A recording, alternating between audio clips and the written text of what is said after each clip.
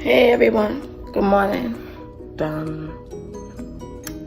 What happened? Today we're going like water tubing on another farm. Yesterday we did go to the schools and I will be posting that video. But yeah, today we're going to another farm. It's like an organic food farm. I'm gonna try to take as many videos as I can with the water tubing and stuff, but I probably won't because we're probably gonna go from farm to water tubing. And I don't want to get my phone wet. My mother's not gonna understand if I get it wet. So I'm excited, and I'll probably do like a house tour to show you guys where I'm staying at and stuff. So a little later too. I look like a dusty, but it's all right. Have a good day.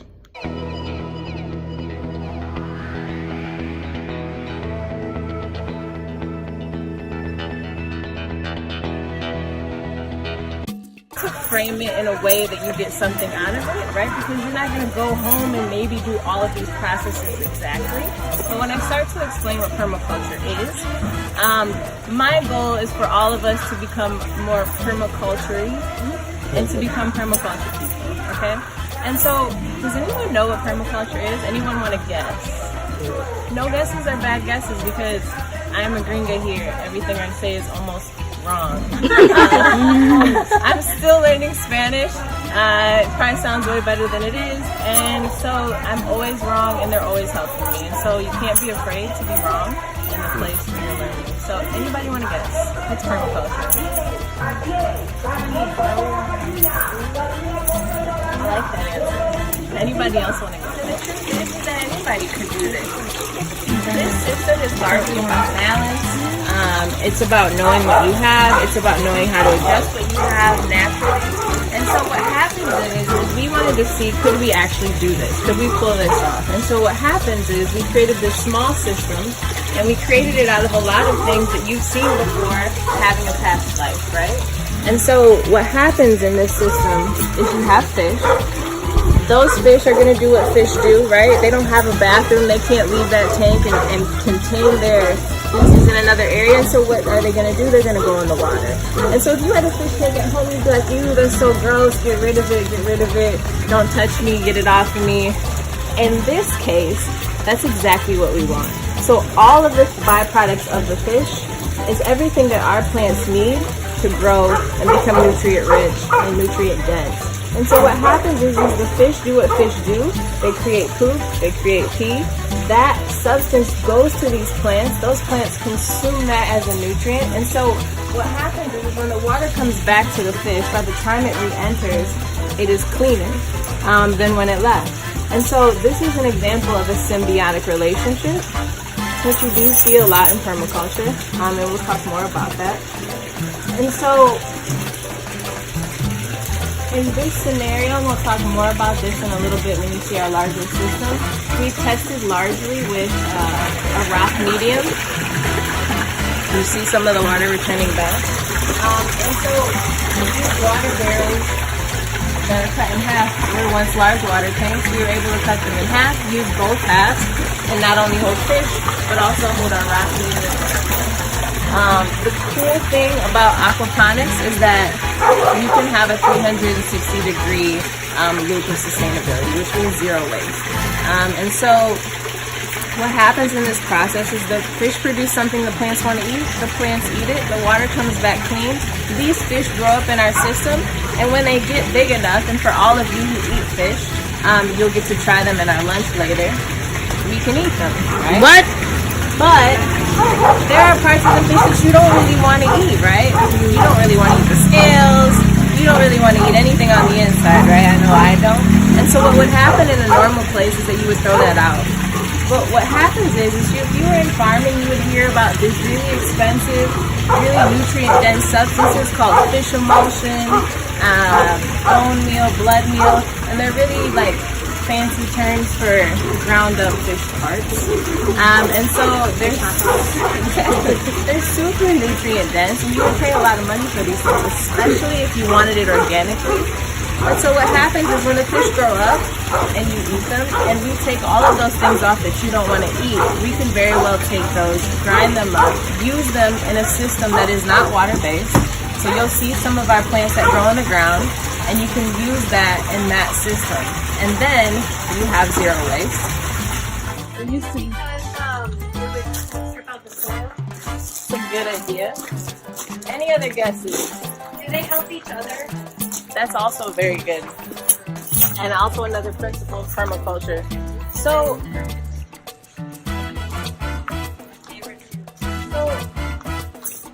not only are these spread all over the place, but when you look at our farm, you may not know exactly what each of these are right now, but you definitely recognize that the same color appears in checkerboard type patterns throughout the farm.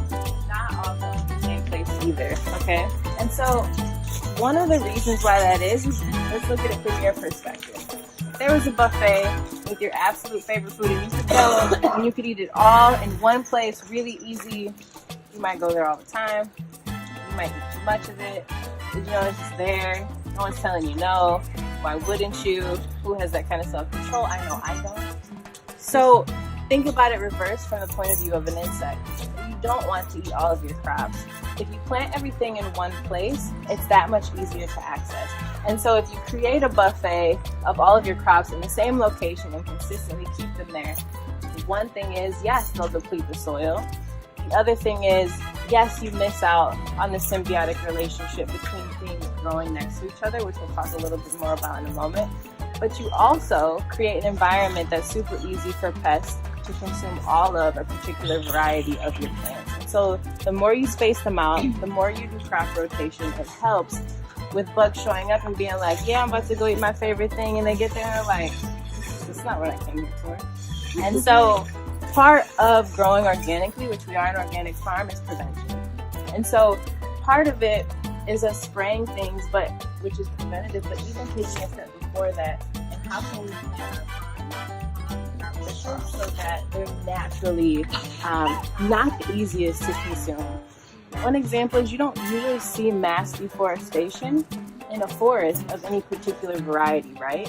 And so if bugs were consuming in a forest the same way that they are in our farms, which cause us to use pesticides, forests would be largely gone, right? You don't see that. And part of that is because of the biodiversity that's happening. Spit out the skin and you're going to spit out the seed in the middle. So you can either split it open in your mouth and have the center pull out, or you can just pop the whole thing in and work it around until you can spit out the peel and spit out the core. What type of fruit is this? This is mangosteen. Sour? It is sour. It's tart. It's the best thing I ever tasted. Y'all, it was so good. I had to do it twice. This was really, well, I did it 3 times. I had another one before this and I accidentally, quote unquote accidentally, took another one. But this is really good. First of all, hold up lighting. Hold up lighting. Hold up, because who's glowing?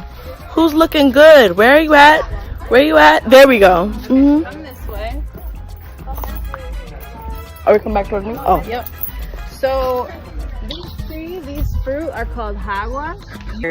And deforested our mini chunk of the world, right? Mm-hmm. Or we could look at this wood and have these guys who are super ingenious at reverse engineering things, who are able to say, let's take this old wood, let's make these beds, and maybe we'll repair them more often. But we've not only just improved our bottom line because it cost us nothing, we've also reduced our impact to the world, right? We've cut out a small, tiny, itty-bitty percentage of deforestation by using wood that had already been cut that would have been thrown away. And so rather than us look at those things and be like, man, that's not perfect, it's ugly, adjusting our lens so that we now start to see things that are functional as beautiful, right? Because the process of creativity is very beautiful. So for me coming here, this farm speaks to me. Stop, don't look at me because I'll cry too. I'm holding it together. Go ahead. Permaculture Princess. It's called Permaculture Princess. It's about duality.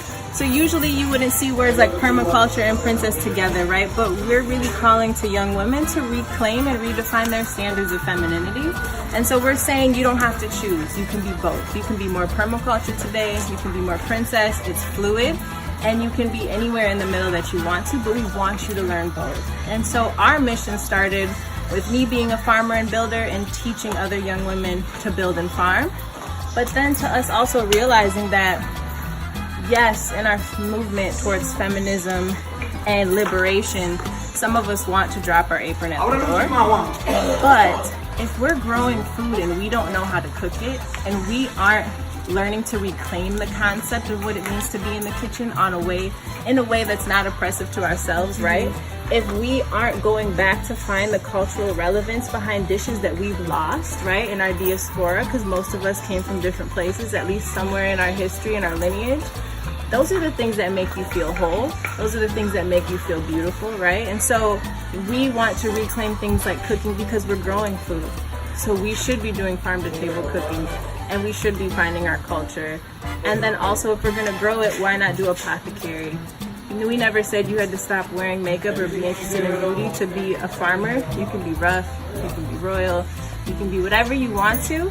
And so we combine those things where you wouldn't normally find them together, right? And so we're saying we're gonna farm, we're gonna build, we're gonna make nutritious skin and hair products, and we're gonna make nutritious food. And so that's our mission, and that's why those two young women are now here.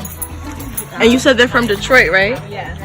You brought them here all the way to DR? You don't have to push one thing away to be And all those skills should be open to you, you know. And building and farming isn't about you becoming a builder and farmer. It's about independence.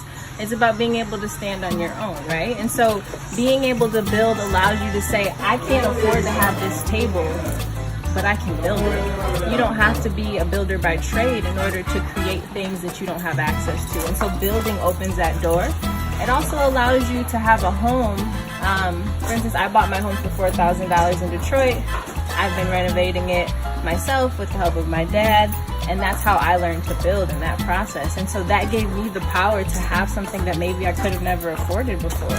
And so it gives you the power to decide what you want for your life, and at nothing else, it gives you the confidence to decide, right? So you're used to facing things that are intimidating and that people say aren't meant for you. With confidence, you can do just about anything. So think about farming and building from a perspective of liberation, right? You control what you eat, reconnecting to the earth. That's where we started, right?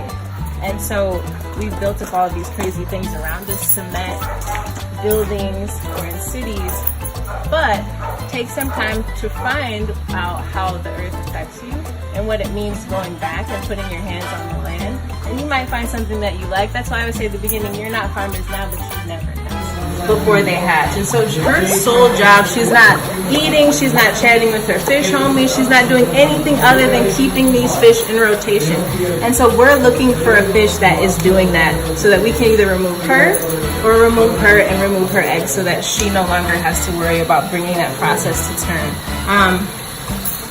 This is some mint. If you missed it and didn't get a piece of one of these, let me know. Do you have any? Mint's so hard to grow. It